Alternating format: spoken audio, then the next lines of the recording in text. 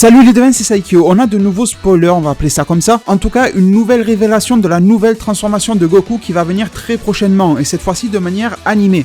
Bon, certains vont dire que c'est à moitié animé parce qu'il n'y a que Laura qui bouge et pas Goku. Bon bref, je vous mets le lien en description de la fameuse vidéo. Malheureusement, moi je ne peux pas vous afficher de portions de vidéo tout simplement pour des raisons de droit d'auteur, sinon ma chaîne risque de se faire fermer pour ça.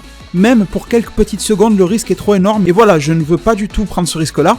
Donc le lien sera en description, sera aussi en commentaire épinglé, comme ça vous verrez ce nouveau trailer. C'est quelque chose qui a été diffusé à la fin de l'espèce de trailer teaser pour les 2 épisodes spéciaux que l'on va avoir sur One Piece et que l'on aura ensuite sur Dragon Ball Super. Au final, on nous avait sous-entendu au départ qu'on aurait un crossover One Piece et Dragon Ball Super, et en réalité ce n'est pas la direction que ça prend, car d'après les informations de ce trailer-là, trailer officiel bien sûr de la Toonimation, c'est elle qui gère One Piece et Dragon Ball en même temps. Eh bien il nous est dit là-dedans que le 1er octobre il n'y aura pas d'épisode du tout de Dragon Ball Super et que l'on aura un double épisode d'1 heure de One Piece. Je me suis pas bien renseigné sur l'épisode One Piece, mais je crois que ce sera un truc qui mettra en scène Luffy et Sanji dans un combat. Donc je pense que ça sera vraiment pas mal, même si je suis pas encore bien à jour sur One Piece. Et sinon, pour la partie Dragon Ball Super, on aura aussi un épisode de 1 heure le 8 octobre. Et ça concernera l'épisode 108 de DBS. Après, comment est-ce qu'ils vont le nommer, épisode 109, bon bref, on verra bien, ça c'est du détail. Et du coup, je vais vous dire dans cette vidéo tout, absolument tout ce qui nous est révélé dans ce trailer-là. Et je vais aussi faire le point sur tout ce qui ne nous est pas révélé, parce que beaucoup d'informations tournent à droite à gauche, il y a beaucoup de vrai, il y a un petit peu de faux, alors je vais essayer de mettre tout ça au clair. Donc dans ce trailer, il nous est simplement dit que le combat Goku-Jiren commencera durant ce double épisode-là le 8 octobre. Après la semaine de pause du 1er octobre. Donc le tournoi du pouvoir va s'approcher petit à petit de son climax à partir de ce moment-là, et on nous dit que ça va être un tournant dans le tournoi du pouvoir. Donc en parallèle de ce que je vous dis, pour les plus curieux, je vous afficherai des images de la nouvelle transformation qui nous a été remontrée, et je vous mettrai aussi quelques tweets en anglais, bon voilà, on va pas les traduire, c'est assez court, de la part de traducteurs que j'ai l'habitude de solliciter sur ma chaîne. Il nous est donc confirmé ici que l'on n'aura pas un crossover, mais ce qu'ils appellent, du côté de la Toonimation, une collaboration One Piece Dragon Ball Super. C'est un petit peu bizarre de parler de collaboration alors que au final c'est juste une annulation d'épisodes le 1er et le 8 pour chacune des 2 séries. Au final ça laissait sous-entendre que Luffy allait apparaître dans DBS ou inversement, enfin bon voilà. Sauf que non, il faudrait peut-être entendre collaboration commerciale alors dans le sens où ils se sont mis d'accord en interne pour que tel épisode laisse la place à l'autre et vice versa. Je pense que c'est plus comme ça qu'il fallait l'interpréter. Et restez bien dans cette vidéo parce que des informations j'en ai encore beaucoup. J'ai de la rumeur qui est en train de se confirmer et j'ai aussi de l'interview du côté producteur de la Toonimation. Donc voilà, ça va être assez fourni ce que je vais vous donner. Je voudrais faire un point sur une chose très importante. La transformation nous est montrée dans ce trailer là. Voilà, on comprend que la Toonimation veut absolument qu'on voit cette forme-là, cette nouvelle transformation de Goku. Elle veut que l'information soit répandue, limite pour eux c'est pas du spoil, voilà, c'est comme ça qu'ils le voient. Ça fait vendre Dragon Ball Super. Mais dans ce trailer, il n'est dit nulle part que Goku va se transformer dans cet épisode 108, ni dans le combat contre Jiren. Donc forcément tout le monde y croit, tout le monde le pense, et logiquement vous avez plutôt raison, parce que voilà, c'est gros comme un camion. Mais je vais être super clair avec vous, parce que j'ai lu des tas de choses sur internet. Pour le moment, cette transformation n'est pas annoncée durant ce combat-là. Ni épisode 107, ni 108 qui va durer 1 heure, ni pendant le 109 qui va reprendre le fil des choses. Par contre, ce que l'on a, c'est une rumeur qui sort du site 2chan, les fameux espèces de sites chinois qui est bourré de révélations et surtout de fausses révélations. Donc pour le moment, ça n'est que de la rumeur. Ce site-là nous avait proposé il y a peut-être 4-5 jours, bien avant que ce trailer-là ne sorte, des informations comme quoi justement l'épisode 108 serait un double, que le combat Jiren-Goku aurait lieu et que à l'intérieur de cet épisode-là, on aurait la nouvelle transformation de Goku. Donc pour le moment, la rumeur de ce sombre site chinois est en train de devenir réalité. Et ça a déjà été le cas dans le passé. Donc je vous comprendrai si vous êtes confiant et que vous vous dites que la transformation de Goku arrivera durant l'épisode d'1 heure. Mais vous me connaissez, j'aime pas prendre des raccourcis avec les choses, j'aime m'en tenir aux faits. Après la prédiction, voilà, c'est quelque chose d'autre. Mais quand je vous transfère de l'info, j'en reste à ce qui a été dit clairement. Et quand ce n'est que de la rumeur, j'en reste à l'état de rumeur aussi. Donc franchement, déjà, je vais m'arrêter un petit peu ici. Si vous voulez mon avis, je pense que tous les éléments sont là pour nous dire que la nouvelle transformation de Goku arrivera durant ce double épisode, durant cet épisode spécial d'1 heure, et logiquement ça ne devrait pas arriver plus tard. Qu'est-ce que ça peut vouloir dire ?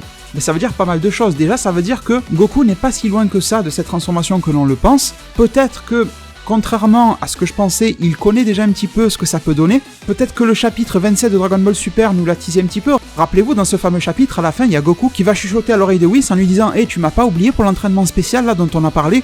Et Whis lui dit « Ah ça, non, petit à petit, on y viendra. » Donc, est-ce que c'est un lien avec une fameuse technique transformation qui n'est pas complète, qu'il aurait pu apprendre auprès de Whis, ce fameux contrôle du combat, être naturel au combat? Bon, ça peut être un truc comme ça, et ça serait logique au final, parce que si vous voulez, si cette transformation-là arrive bien comme le disent les rumeurs, durant le combat contre Jiren, l'idée comme quoi ça peut être le ki des anges ou un truc comme ça, on peut la mettre de côté.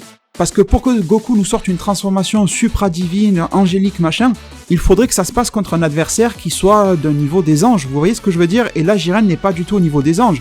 Il est probablement, d'après ce qu'on pense, au-dessus d'un Akaishin, et ça pour le moment ça n'est pas encore confirmé. On a juste Whis qui a dit qu'un mortel était plus fort que un Akaishin, ce Akaishin ayant battu lui-même Beerus au bras de fer. Bon, c'était assez flou et rien de confirmé encore. Donc vous voyez qu'on peut nous troller sur pas mal de choses.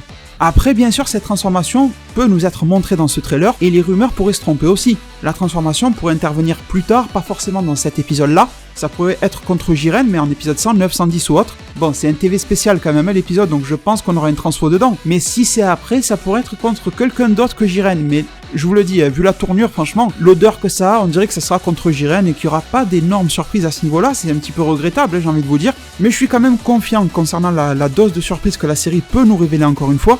Et justement, une chose officielle, ça c'est pas du tout de la rumeur, le combat Goku-Jiren en épisode 108 qui va durer 1 heure. Vous pouvez le noter sur le calendrier. Du coup, est-ce que ça veut dire qu'en épisode 108, tous les autres participants auront déjà été éliminés et qu'il ne restera que Goku et Jiren sur l'arène? Honnêtement, ça me paraît un petit peu court, je ne sais pas ce que vous en pensez. On est à peu près à la moitié, j'ai pas compté exactement, mais en gros, peut-être un petit peu moins de la moitié des combattants qui restent sur l'arène du tournoi du pouvoir. Donc oui, techniquement, ils peuvent les faire éliminer d'ici l'épisode 108, on peut. Mais sincèrement, je ne sais pas pourquoi, j'ai du mal à m'imaginer Goku et Jiren avoir pour eux tout seuls comme terrain de jeu cette fameuse arène du tournoi du pouvoir. Je me dis que c'est pas impossible du tout, et je le vois bien arriver comme ça, qu'il y a encore d'autres combats qui se jouent pendant que Goku et Jiren sont en train de se battre. Dites-moi en zone commentaire ce que vous en pensez. Des combats peut-être un peu plus extrêmes, du contre Toppo. On pourra avoir une association Frost-Freezer. Rappelez-vous de ça. Elle était bien censée arriver, et du coup ça veut dire qu'on va boucler. Parce que si Goku et Jiren se retrouvent seuls en 108, ça veut dire que d'ici là, d'ici à peine un petit peu plus d'un mois, on aura déjà géré l'affaire Freezer et Frost, et en plus de ça, ils auront déjà été éliminés par quelqu'un. Ça veut dire que Vegeta aura été sorti, les gars comme Hit, comme Gohan, comme Piccolo, ça fait beaucoup quand même. C'est 17, je l'oublie lui aussi.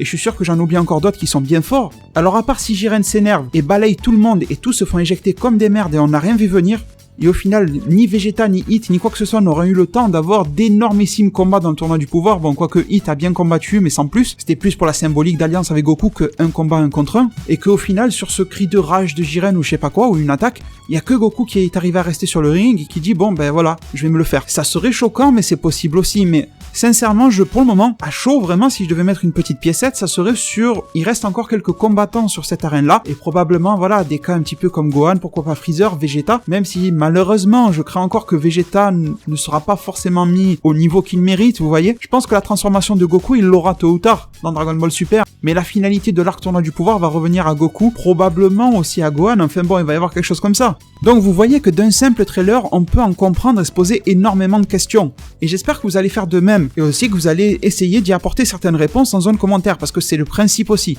Et puis, vous savez, si Goku et Jiren ne sont pas seuls sur l'arène, ça arrangera énormément les scénaristes, en fait, et des producteurs, tout ce que vous voulez chez la Toei Animation, parce que ça leur permettra d'étirer encore plus. Et par exemple, allez, on va dire épisode 110, on aura peut-être une moitié d'épisode combat Goku contre Jiren, et au moment où ça chauffe le plus, là ils nous coupent un petit peu comme des enfoirés, et d'un coup on passe sur un combat de Freezer contre je sais pas qui, ou voilà la rébellion Freezer-Frost. Je pense que commercialement parlant, encore une fois, il y a de quoi jouer à ce niveau-là, plutôt que de nous envoyer directement Goku-Jiren et de finir ça en je sais pas combien d'épisodes. Après, c'est vrai que le combat Goku-Jiren peut durer limite éternellement. Quand on voit combien de temps le combat Goku SCJ1 contre Freezer a duré à l'époque, mais je pense que même que pour le plaisir des fans, ça serait mieux justement d'avoir beaucoup de Goku Jiren et d'avoir un petit peu du reste aussi, et qui serait intéressant, pas nous foutre Ribrian ou je sais pas qui, vous voyez, des choses qui sont cool et classe, qui n'arrivent pas au niveau de Goku Jiren, mais qui sont super intéressantes. Et là j'y pense, je vous le rappelle, on a aussi les Namek de l'univers 6, on va en faire quoi d'ici là? Vous voyez, ça fait vraiment beaucoup de choses à résoudre en un seul mois. Et même si Dragon Ball Super a l'habitude d'aller vite, parfois même de bâcler les choses, je pense pas qu'ils vont bâcler à ce point-là, enfin dites-moi ce que vous en pensez. Moi en tout cas, en 4 ou 5 épisodes de 20 minutes, j'ai du mal à ficeler autant d'intrigues et de boucler tout ça pour laisser la part belle à Goku et Jiren. Bon, ne vous inquiétez pas, depuis tout à l'heure à l'écran, vous voyez un petit peu les visuels de la nouvelle transformation de Goku et je vous en parlerai à la fin. Avant de vous présenter une interview qui va être intéressante pour vous, je voulais aussi vous dire que je pense que dans l'épisode 107, auquel on aura droit le 24 septembre, qui sera le dernier avant cet épisode spécial de 1 heure, on devrait avoir une sale défaite de Goku. Parce que déjà, quand on voit ses vêtements dans la transformation, et toujours dans l'idée que Goku va se transformer contre Jiren, je pense que vous m'avez suivi, ben on se dit que Goku a bien morflé, il a pris sévère, il a pris cher, hein, et ça me paraît tout à fait logique venant de la part du Goku SSJ Blue que l'on a actuellement. Et du coup, bien sûr, une de mes espérances par rapport à cette transformation-là, c'est qu'elle ait une certaine valeur, une certaine symbolique. Parce que d'accord, dans Dragon Ball Super, les transformations arrivent un petit peu en un claquement de doigts, par rapport à Dragon Ball Z où c'était quand même plus recherché, plus étiré, machin. Et j'aimerais que, enfin, quand même, dans Dragon Ball Super, on ait une scène de transformation qui soit digne de l'époque, vous voyez. Parce que la transformation de Trunks, SSJ Ikari, c'était peut-être une des meilleures de la série, encore je sais pas, mais elle manquait encore un petit peu d'un truc. La transformation de Goku Black SSJ Rosé, elle aurait pu être mémorable. La mise en scène autour du SSJ Rosé était superbe, mais malheureusement ça a duré trop peu, vraiment trop peu. Donc il faudrait que, voilà, peut-être que ça fait un petit peu trop fanservice, mais dans Dragon Ball Super, on en bouffe à du fanservice, et en même temps, quelquefois et souvent, on en redemande, donc pourquoi pas. Eh bien, avoir un Goku qui va se faire laminer, ça serait logique, mais aussi ne pas faire du genre, ouais, je dépasse mes limites, allez, boum, j'explose, et ça y est, ma nouvelle transfo. Faudrait qu'il y ait un minimum de cohérence. Comme je vous ai dit, je crois, dans ma vidéo hier, dans ma review d'épisode 105, Dragon Ball nous a souvent habitués à nous apporter les transformations d'une certaine manière. Alors oui, bon, il y a l'entraînement intensif, etc., mais ça je mets de côté, c'est souvent une combinaison de l'aspect émotionnel et de l'entraînement. Parce que quelqu'un de super énervé mais qui n'a pas le potentiel ni l'entraînement dans les pattes, qui est resté assis sur son canapé à bouffer des chips, généralement il va juste s'énerver et il va pas se transformer. Par contre, quelqu'un qui s'est entraîné, on va prendre le cas de Gohan ado durant le Cell Game, qui s'est entraîné énormément, qui a atteint le SSJ1, puis ensuite qui a réussi à développer grâce à son père le SSJ1 Full Power, donc un palier de plus vers le SSJ2. On va dire que c'était un petit peu du SSJ 1.5. Et derrière, on a eu le déclic émotionnel qui a fait quelque chose. Donc il faudrait que dans ce combat contre Jiren, on ait quelque chose d'assez similaire.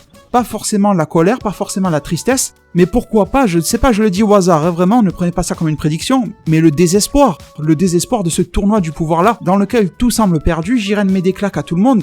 En plus, comme je vous l'ai dit, je pense qu'il y aura d'autres combats en parallèle qui vont se jouer. Si Goku se prend une claque et que derrière Jiren met des raclés à Vegeta, à Gohan, à Piccolo, il en élimine 1 ou 2, pourquoi pas, voire même 3. Il voit tout le monde se faire défoncer, il s'imagine l'univers 7 qui va se faire péter, et avoir pour une fois dans Dragon Ball Super une transformation du désespoir et pas forcément de la tristesse ou de la colère pure. Et en plus de nous la justifier avec par exemple une petite phrase de Whis en disant « Tiens, cette transformation-là ressemble à celle qu'il avait un petit peu sortie pendant notre entraînement ».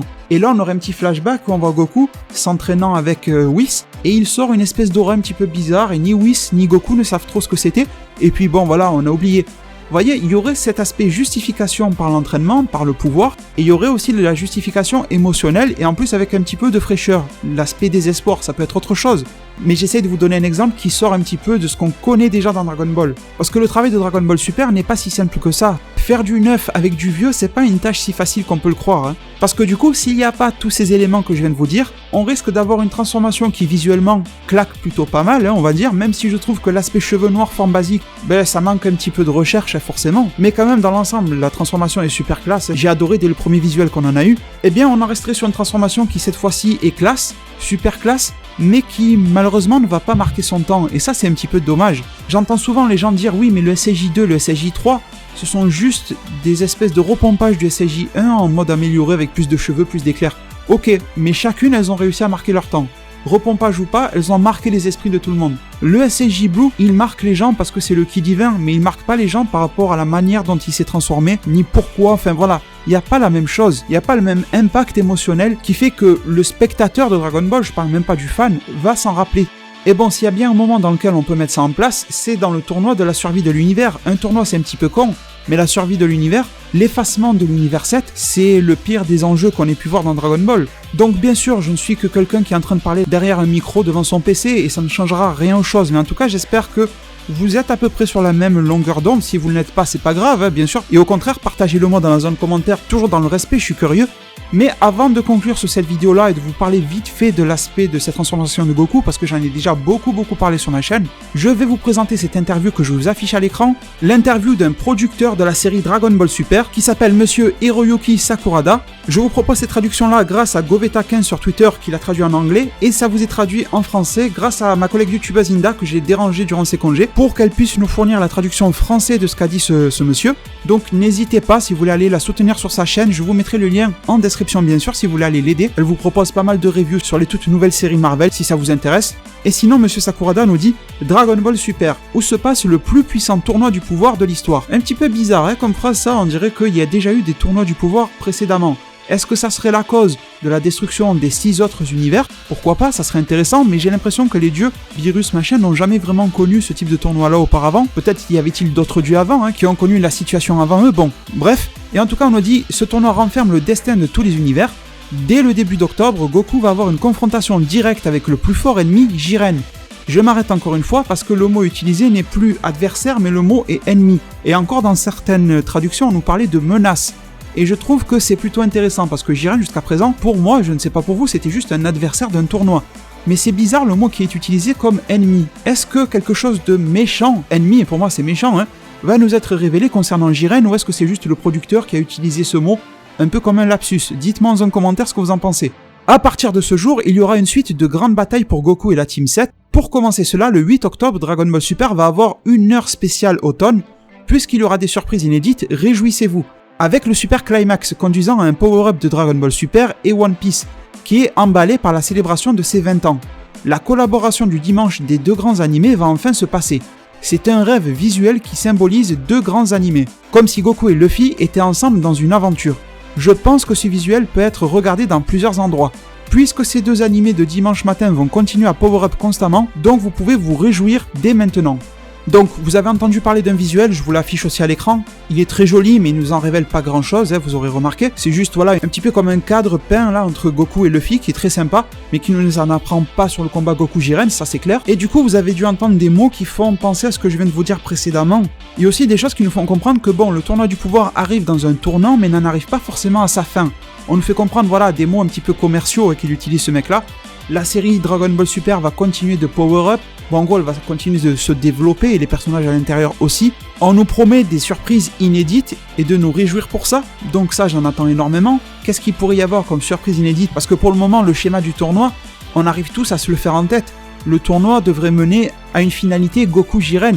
Mais après, justement, j'en attends énormément de cet aspect surprise. Parce que pour l'instant, on n'en a pas. Mais par contre, des pistes de retournement de situation, on en a des tonnes. Et on n'a aucun indice réel, on va dire, qui pourrait vraiment nous faire penser que telle ou telle surprise va arriver. Mais le but d'une surprise, c'est de ne pas l'avoir arrivé, on est bien d'accord, Donc, je ne pense pas que j'ai besoin de plus commenter que ça cette interview, elle était très claire, vous me direz aussi ce que vous en pensez, si vous arrivez à en retirer quelque chose de particulier, mais je voulais vous la partager. Il m'est venu une idée super folle, et l'auto-animation malheureusement ne fera pas ça, je le sais, pas besoin de me le dire en zone commentaire, j'ai bien compris que ça n'arrivera jamais, quoique il faut jamais dire jamais, mais je me suis dit, ça aurait été fou vraiment, mais voilà, ça arrivera pas, je préfère le répéter, parce que bon, je sais que parfois dans la zone commentaire ça peut vite partir en folie. Étant donné que c'est l'auto-animation qui gère la version animée de One Piece et de Dragon Ball Super, est-ce que ça aurait pas été un truc de fou d'avoir dans un épisode commun?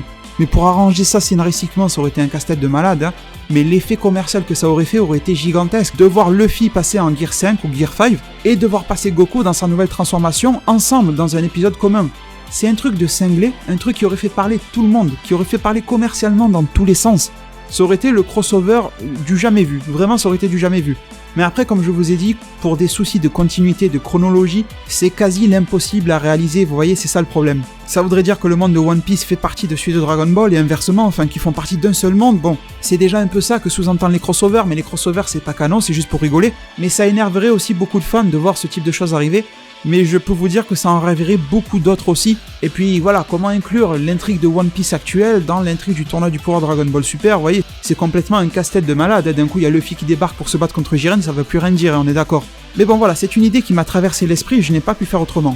Avant de vous quitter, concernant le visuel de la nouvelle transformation, je vous reconseille d'aller voir le lien que je vous ai mis en description. La transformation est clairement superbe, alors Goku n'est pas animé lui-même, mais on voit encore toutes ces égratignures sur tout son corps, ce qui me fait vraiment penser qu'en épisode 107, il se fera défoncer et qu'ensuite il obtiendra la transfo, ça me paraît logique. Et là, on a encore une nouvelle version au niveau des couleurs. Rappelez-vous que la première fois, c'était un mélange de pas mal de couleurs avec beaucoup de rouge. La deuxième fois, on a eu une transformation quasiment que blanche-bleu, un petit peu de gris. Et là, maintenant, on a le haut qui est redevenu rouge et le bas qui est redevenu bleu. C'est un casse-tête aussi.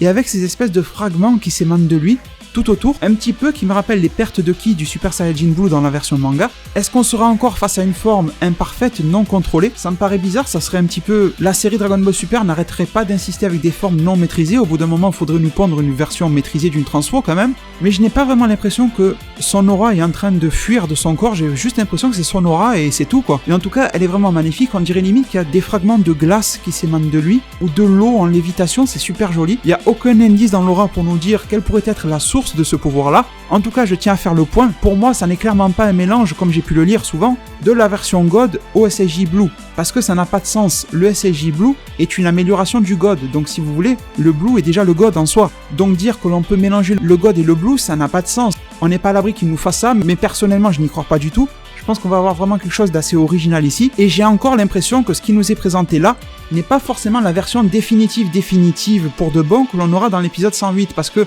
si vous regardez bien, justement, ces fragments-là qui s'émanent de lui, ils ont un aspect 3D qui me fait limite plus penser à un jeu vidéo d'extrême qualité graphique, on va dire, plutôt qu'à un animé et à l'animé Dragon Ball Super. Donc je pense que quand on le verra vraiment dans l'animé, l'aura sera encore un petit peu modifiée, voire même beaucoup. Du coup les devins, je vous en ai beaucoup parlé avec un énorme plaisir comme à chaque fois. Je ne sais pas si j'ai oublié quelque chose, j'espère que non, je vérifie mes notes, ça n'a pas l'air.